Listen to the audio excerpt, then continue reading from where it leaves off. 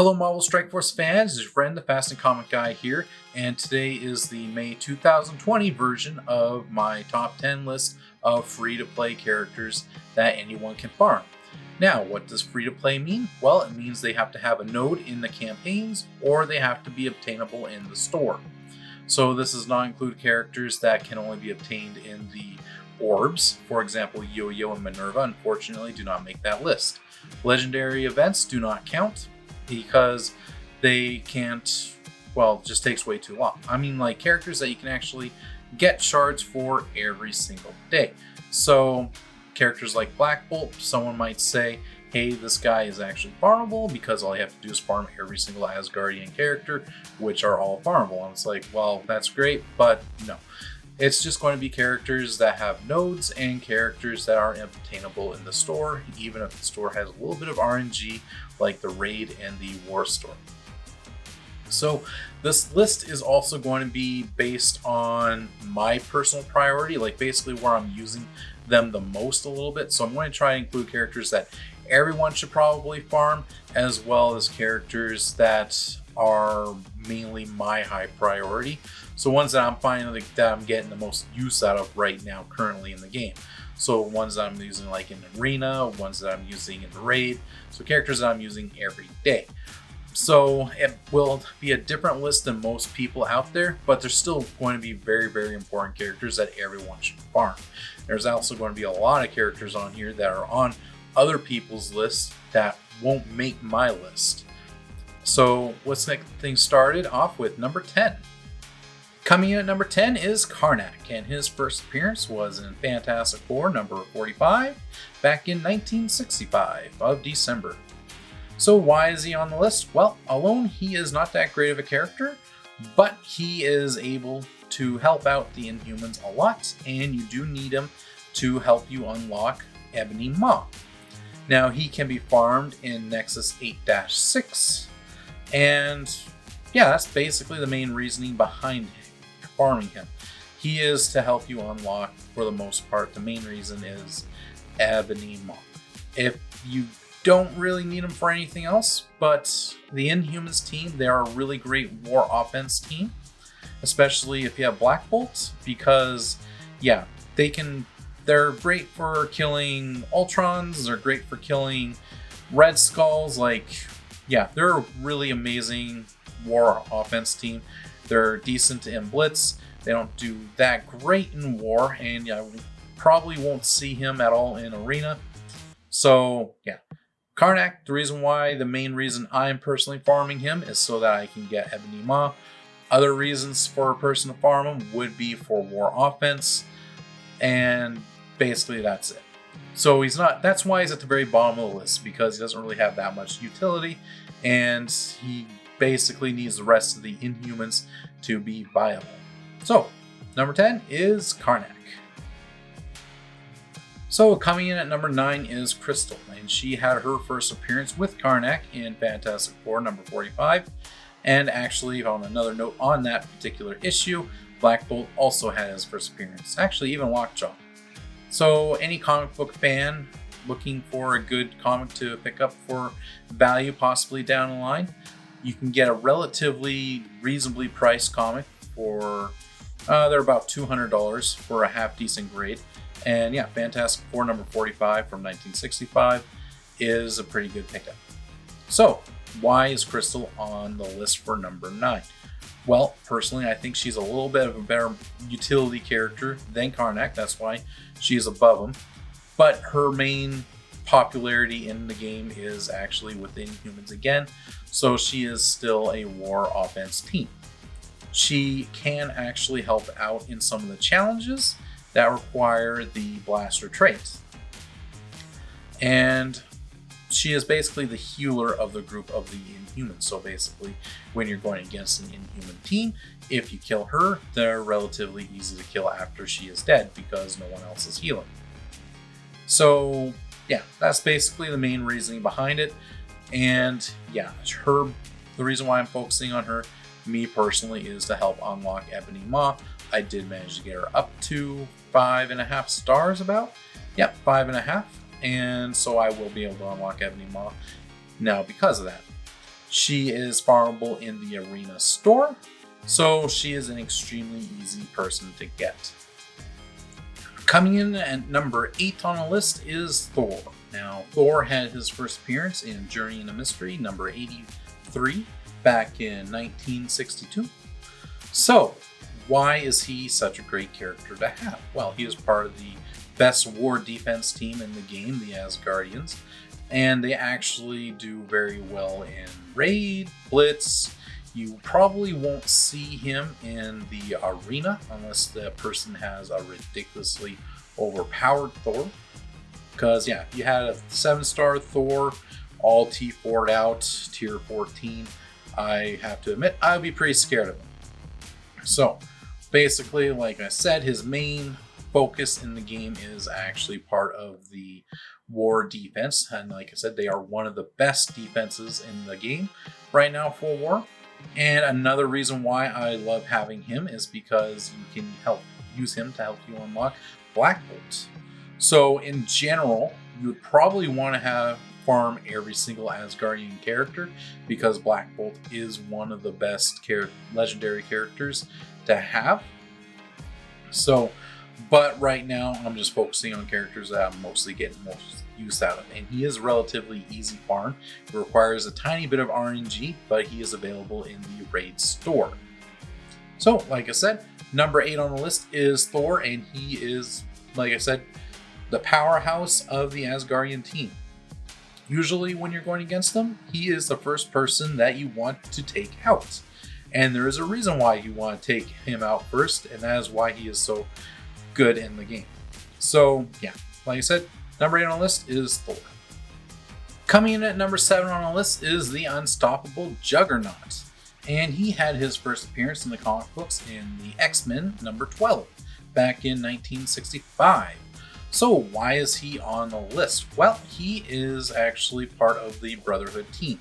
And the Brotherhood team is probably one of the better war offense teams. They can be tricky also on war defense because a lot of people, they don't really see them on war defense that often. So when they do go against them, they typically might underestimate them or pick a team that doesn't do very well in countering them. Now, the reason why he is actually a little bit higher on my list, and he actually doesn't make a lot of other people's list, is because I also use him every day quite often in the arena. He is a great pairing with Magneto. My current arena team is actually Black Bolt, Phoenix, Ultron, Magneto, and Juggernaut. So why is he on there? Basically, he does a lot of damage. He works really great with Magneto. He does get extra turn meter when Magneto's there. So yeah, basically he is part of an extremely great offensive team, and he is also very widely used in the arena circuit of the game. Now, they won't do very well in the rating aspect of the game, so I'd say that's pretty much the only part. He is a really great tank in general. He's very, very beefy. He does a lot of damage, and he is extremely easy to farm. He is available in the arena store for only 500 arena tokens. So, like I said, every day you can get 15 of them if you are doing fairly well and you're able to get that many tokens for only 1500. So, like I said, best character for number 7 spot, I think, is Juggernaut. And he is also usable to help unlock Magneto, another legendary character. So that is why he is on my list for top 10 characters for free to farm. Coming in at number 6 on the list is Loki. Now, Loki had his first appearance in Journey into Mystery number 85 back in 1962. Now, he is a relatively difficult farm for the Mystics campaign 3-6. Now, why is he on the list? Well, like I said, he is before with Thor.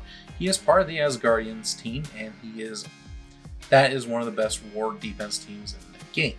One of the cool things about him I like is his mind control ability. Basically, he starts off with that a lot of the times, and it will do, when you have a T4 in it, it will do a crazy amount of damage, possibly even one-shotting the character, if you're lucky. So, yeah, he is used to help unlock Black Bolt, which again is one of the best legendaries in the game. And of course, if you want to get Ebony Maw, you probably wouldn't be a bad idea to have Black Bolt. Since, oddly enough, Black Bolt is an easier character to get in the high stars than Yo-Yo is. And, which is very sad. Everyone really wants Yo-Yo. But we're not talking about Yo-Yo, we're talking about Loki. So yeah, Loki, he is a really great character. I plan on putting him in my Dark Dimensions 3 team, because I want to get him up to gear 14. They are part of the Asgardians team. Again, they are really great at the raid aspect of the game, and you might even see Loki sometimes in the arena part of the game. So yeah, if you got a powerful enough Loki, he is a very, very annoying person. The reason why I don't like him going up against him is because, especially in a full Asgardian team, is when an Asgardian character gets below 50% health, he will toss stealth on them. So if you're focusing on someone like Thor in the war, then basically if you get him down to 50% health, then Loki will put a stealth on him, then Sif will taunt, and Thor will get healed himself up again with his passive, and then by the time he's unstealthed and you can attack him again, then you'll have to attack him again. He'll get below 50% health again, and Loki will stealth him again. It is really, really frustrating. So when you're going against him in a war, basically the best thing to do would be to put a disrupt on the character that you are focusing on. That way, when they do get below 50% health, they won't get stealthed. So yeah, Loki is a very, very annoying person to go up against, and that is why he is number 6 on the list, because he can be used in quite a few aspects of the game. So coming in at number 5 on the list is Venom. Now, he had his first appearance back in 1988 in The Amazing Spider-Man number 300. This right here is a comic cover that I had custom done by a guy named Nate Jones. He worked on the popular video game called Baldur's Gate, one of my favorite games growing up, and he does amazing work. I've gotten, I think, 3 comics from him? 3 comics from him. And yeah, he actually paints them. Like he'll take, basically, 4 days, I'll give it to him on day 1 of a comic convention, and he will paint them. He does amazing work with them. I don't even like it. The only reason why I got it graded, because like I know it had a green label on it, and it means basically, oh, well, we can't confirm that it was done by this person. Well, I don't care, because I'm not selling it, and like I said, his artwork is amazing. I just wanted it behind a nice protective glass, basically. So why is Venom number 5 on the list? Well, he works really great with the Amazing Spider-Man team, the Spider-Verse team. More specifically, the symbiote team. Now, later on, they probably will introduce 2 other symbiote characters, because the current symbiote team is actually Darth Spider-Man, Carnage, Venom, and then they have Spider-Man and Miles. Well, honestly, when I'm using that team, Miles and Spider-Man die very, very easily, and then it's up to Venom, Carnage, and Darth Spider-Man to finish up everyone else, and they do really, really great like that. So basically, Spider-Man and Miles are not really, they're part of the team, but they don't really do that great on the team. Now, like I said, the reason why he is on here, I'm not currently farming him for any personal reason, because I already have him at 7-star, but I think everyone else should farm him just because he is so good. And I do plan on taking him into Dark Dimensions 3 once I get down to the city nodes at the very end. So I'm currently farming him. Like, it takes months and months just to get a character to gear 14, so I'm already in Dark Dimensions 3 at the very, very beginning. I figure by the time I get to that point where I need city characters, Venom will be gear 14. So yeah, like I said, he is one of my favorite characters. You can use him in challenges to unlock the Gold Rush challenge, and I did actually use him to get the tier 12, the highest tier in there, at a 3-star. So now I can just farm the Gold Rush challenge over and over again and not have to worry about anything. So yeah, what does he bring to the Spire team? Well, basically, he brings a lot of bleeds. He can create heal immunity, and he spreads them quite a bit. So, and he also helps heal the entire team, basically, with his passive. He is I'm currently also using him every day in my raid team. So basically, with my raid, what I'm currently using, my raid team, I'm using Yo-Yo, Black Bolt, Darth Spider-Man, Carnage, and Venom. So yeah, I just have all 5 of them together. I put the team on auto, and they just they wreck everything. And I don't have to worry about raid heals afterwards or anything like that. So yeah, number 5 on the list is Venom. Coming at number 4 on the list is Carnage, which shouldn't be any surprise at all. Venom was number 5. Basically, he had his first appearance in Amazing Spider-Man 361, which is right here. I got this for my birthday from my girlfriend. It is a great comic, one of my favorite ones. And basically, why is he on the list? Well, back is because he's I'm using him quite a bit. I'm using him every single day. He is available in the War Store, so it requires some RNG and it requires some prioritization. Basically, you only got so many war tokens to spend. You can either use them on trying to get a character to tier 14 to do Dark Dimensions 3, or you can use them on characters like Sif or Carnage, or even Graviton. So why did Carnage make it slightly higher than Venom? Well, Carnage has a really great passive ability. And basically what that passive ability does, when you put a T4 in it, whenever a character gets below 25% health, he fills his speed bar along with other symbiote characters, allies, that are part of his team by 30%. And that's crazy. So whenever I go against like an Asgardian team, one of the annoying things that might happen is Loki will put a stealth on the entire group, and then all that's left is Greg. So basically, for about 2 or 3 minutes, you will just be sitting there attacking spams on Greg after Greg after Greg. So that's the one slight downside about it, is if it's near the end of a battle, you could probably time out actually, just because you'll be spamming on Gregs. Because your speed bar, just every single time you kill Greg, just gets refilled, and the other team doesn't get out of their stealth, and you're not actually attacking anybody except Greg. But he is a great character. Hopefully, with the 2 milestones that have happened, most people have already unlocked Darth Spider-Man. So if you don't have Darth Spider-Man, then don't worry about getting Carnage. But he, like I said, he is a free-to-play character. He is really, really great. I'm enjoying using him in most aspects of the game. I'm not using him in the arena or anything like that, but I do use him in Blitz, and I do use him every day very frequently in the regular raids, basically. And I do plan on also getting him to gear 14 as soon as I can, and I'm in the city nodes. Actually, if I could get him to gear 14 right now, because I'm at the very first, I'm on node 3.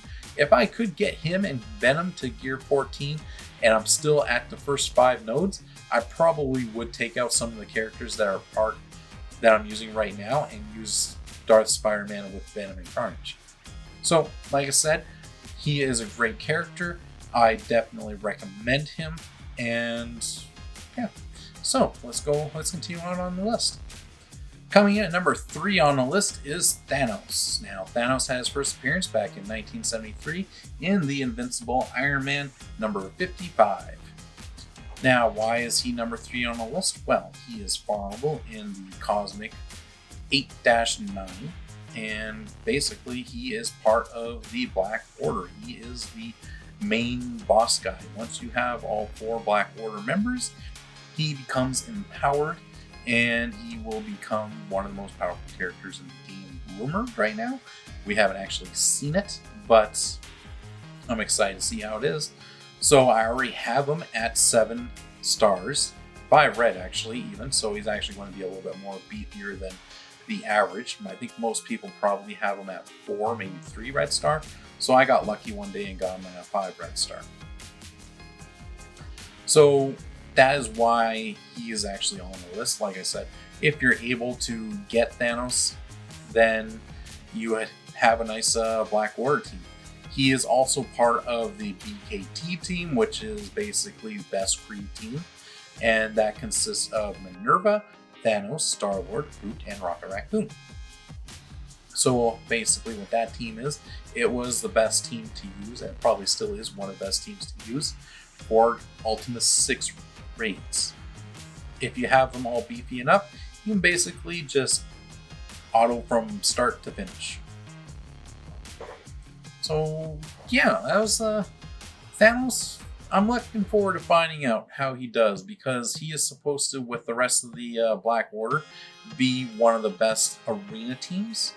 Unfortunately, what they're saying is he might break the arena segment right now, because the nice thing about arena is there's lots of different teams that you can go against. There's really, like, sure, there's like the popular teams that people are going with out right now, but there's no standard, this is the team that you have to actually use to be number one in the arena. So people are kind of worried that right now, that when they have Ebony Maw and he is geared up enough, basically people are worried that everyone will just be using high-powered Black Order teams, and the person that wins will just be that one lucky person that has the most stars and the most red stars on their Black Order team. So that's the only downside to the Black Order right now. But yeah, cool. Thanos right now, he is number 3 on the list, and I recommend him because he is actually useful for new people. He is a harder farm because, like I said, he is at the very end of the hardest cosmic campaign. So, number 3 on the list is Thanos. Coming at number 2 on the list is Colossus. Colossus had his first appearance back in 1975 in the Giant Size X-Men number 1. Now, I would definitely recommend any comic book collector, if you're able to find this issue for a relatively cheap price, anything under $100, definitely pick it up, because it's one of those comics that actually just keeps going up in value as time goes on. Now, why is Colossus number 2 on the list? Well, he is the tank of the X-Men team, which makes sense because his body is made up of a biometal. So he works best when you have the Phoenix on the team, because basically they have good synergy with each other. And I like him because you can also use him to help you unlock Magneto later on if you're actually able to keep getting in high enough stars. Although by the time you do get to Colossus, say you're just starting out, by the time you're able to actually get to the Colossus node, he is available in the Hero 7-9 node, which is actually very, very hard to get to. So if you're a new player, it'll take you some time to actually get to that point. So by the time you actually do get to that point, you probably actually might even have a 7-star Magneto, because there are a lot easier characters to farm.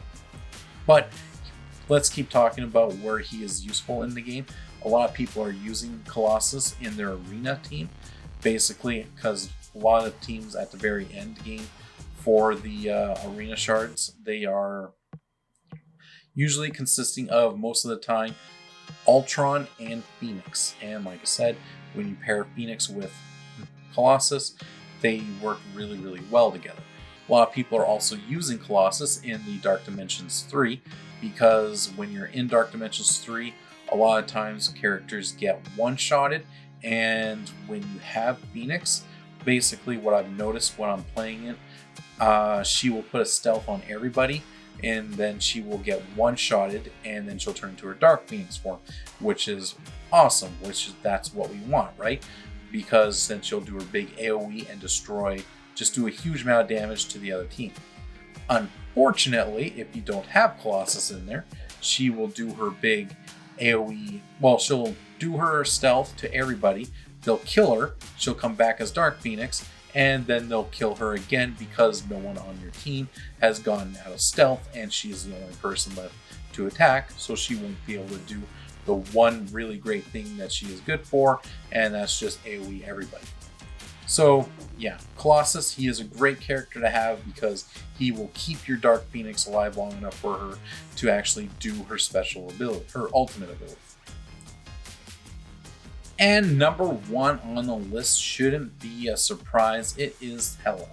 Now, Hela is great because she has her friend Greg. Now, in the comic books, she was introduced back in 1964 in Journey into Mystery 102. So, why is she great? Well, like I said in the game here, she has her little minion called Greg, and he is a little summon.